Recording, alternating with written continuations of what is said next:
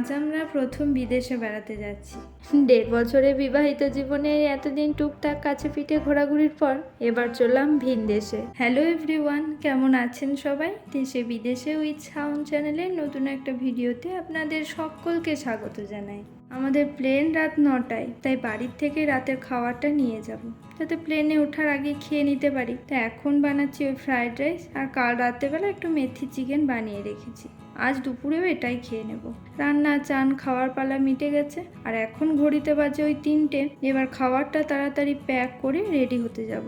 বাক্স ভ্যাটরা নিয়ে আগামী 5 দিনের জন্য দুগ্গা দুগ্গা বলে বেরিয়ে পড়লাম। Bye Singapore. দেখুন কেমন জল জমেছে।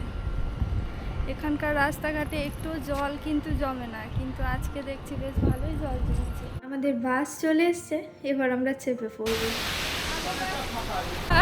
আজ আবার আমরা ওই ভুল ধরে ফেলেছিলাম বাস, তারপর আবার যাই হোক ভুল করেও মেট্রো স্টেশন অবধি এসে পৌঁছেছি। এই যে আমরা বসার জায়গাও পেয়ে গেছি, দুজনে চলে এসছি আমরা এয়ারপোর্টে। এবার আমাদের যেতে হবে টার্মিনাল 4-এ।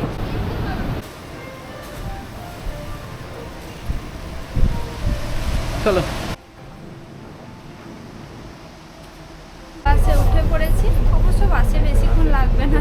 টার্মিনাল 4, তো এইটা একদম দেখতে মনে হচ্ছে আমাদের কলকাতা এয়ারপোর্টের মতো। দেখো কাউন্টার। এই যে পেয়ে গেছি বোর্ডিং পাস।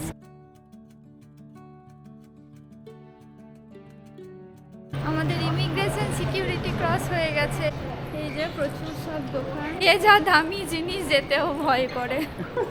এখনই যদি বাবা ভেঙে টেঙে ফেলি তখন কি বিপদ হবে।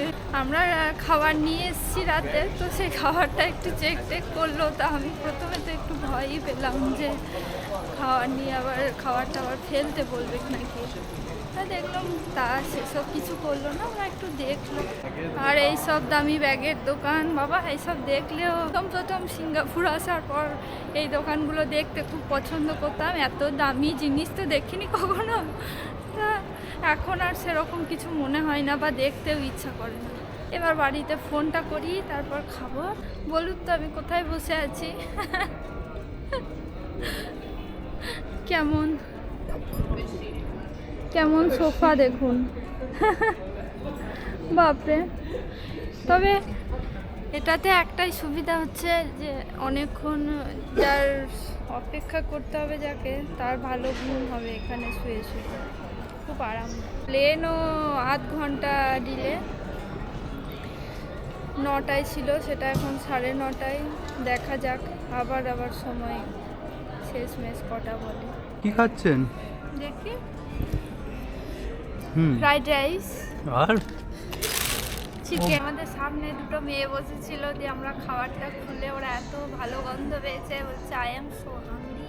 আমাদের খাওয়া দাওয়া তো হয়ে গেছে, এবার প্লেনে চাপানো শুরু হবে। গেট খুলে দিয়েছে, আর খুব ঠান্ডাও লাগছিল, তাই আমি এই যে সোয়েটারটা পরে নিয়েছি। আসলে প্লেনে উঠলেই আমার ভীষণ ঠান্ডা লাগে, এত মানে জোরে এসি চলে যে আমি বেশিক্ষণ থাকতে পারি না। তাই আমি যখনই প্লেনে উঠি, যতই গরম বাইরে থাকুক না কেন, আমি সাথে করে সোয়েটার নিয়ে আসি। প্লেনও লেগে গেছে। ABC on your right, EF on your left. Plane ছাড়ার কথা ছিল 9টায়, সেখান থেকে 9:30 হলো। 9:30-র পর আবার এখন কটা বাজে? 9:40। হ্যাঁ, 9:40। তো এই সবে মানে শুরু হয়েছে চাপানো, এখন দোয়া করবেন যেন পৌঁছাতে পারি আজ, কাল যেন না হয়ে যায়।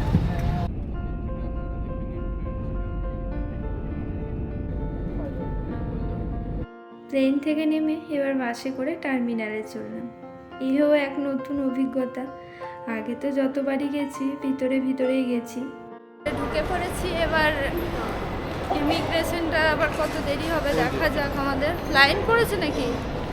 ভিড় তো মনে হচ্ছে ভালোই। ইমিগ্রেশনের একটা বড় লাইন পড়েছে, কিন্তু এখানে ভিডিও করা যাবে না। 1 ঘন্টা লাইনে দাঁড়ানোর পর আমাদের ইমিগ্রেশন কমপ্লিট হয়েছে। আর এবার আপনাদের বলি আমরা কোথায় এসেছি। রাত 1টা হয়ে গেল। এত রাতে তো বাস ট্রেন কিছুই পাওয়া যাবে না, তাই এখন একতলায় ট্যাক্সি ধরতেই যাচ্ছি। আর যেতে যেতে আজকের ইমিগ্রেশনের কাণ্ডটা আপনাদের বলি। ওখানে তো ভিডিও বা ফটো সব কিছুই নিষেধ, তো একটা ছেলে কেন জানি না বাবা ওখানে আবার ফটো তুলছিল, তো সেটা পুলিশের চোখে পড়তেই পুলিশটা একেবারে দৌড়ে এসে তার ফটো তো ডিলিট করলোই, সাথে আবার শাস্তি হিসাবে ওকে ওই অত লম্বা লাইনের একেবারে শেষে গিয়ে দাঁড় করালো। আর এই যে রোবট পরিষ্কার করে বেড়াচ্ছে। বাইরে চলে এলাম, এখানে আবার দেখছি কম দূরত্ব আর বেশি দূরত্বের ট্যাক্সি লাইন আলাদা। আমাদের হোটেল তো এয়ারপোর্টের কাছেই, তাই শর্ট ডিস্টেন্সের লাইনেই চললাম। পাবলিক ট্যাক্সির কাউন্টারটা 24 ঘন্টায় খোলা, ওখানে একটা টোকেন দিল আমাদের, আর এখন এই কাউন্টারের পাশেই বসে আছি। আমাদের ট্যাক্সি এলে টোকেন নম্বর ধরে ডাকবে। ট্যাক্সি নম্বর চলে এসছে, আমাদের দেখেও নিয়েছে, এবার আমরা যাই ট্যাক্সিতে চেপে পড়ি। এখন এখানকার সময়ে বাজে 12টা 20। চেপে পড়েছি আমরা ট্যাক্সিতে।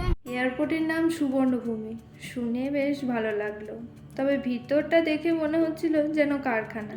যাই হোক, মাঝরাতের শুনশান রাস্তাঘাট দেখতে দেখতে 10 মিনিটেই হোটেলে চলে এলাম। আমরা চলে এসেছি হোটেলে, এবার ভিতরে ঢুকি। এই